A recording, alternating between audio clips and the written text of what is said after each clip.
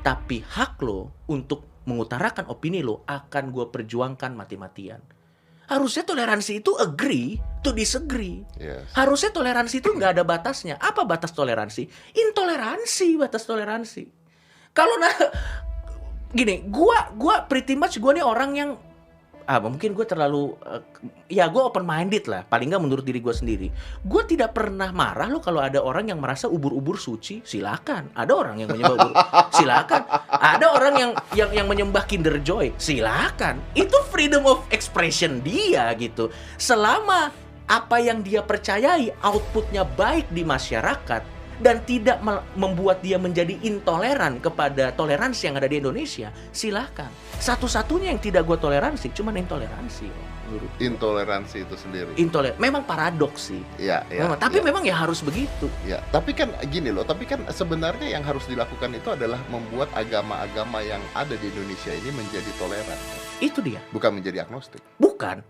Sebenarnya yang kita perlu lakukan adalah lebih sering ngobrol, lebih sering ketemu, lebih sering tukar pendapat, dan lebih sering mengadakan diskusi-diskusi kritis di mana men-challenge idea. Tapi It's Anda not a crime. tahu, yes, I know, but you do understand kayak obrolan kita aja seperti ini, Ya. gitu ya. Ini akan muncul orang-orang yang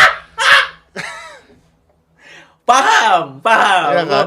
Gua paham. gitu, ini akan muncul dan kadang-kadang netizen ini Iya, entah iya. siapa lah gitu ya. Gue ngerti keresahan lo, gue ngerti banget keresahan lo karena paham kita harus berdamai satu hal, Om.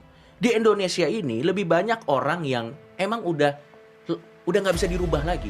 Lebih Ya. gampang nunggu dia mati daripada ngerubah dia. Nah, Emang akan ada orang-orang yang seperti itu. Tapi menurut gua itu fokus kita sekarang lebih ke yang mudanya aja. nah itu dia.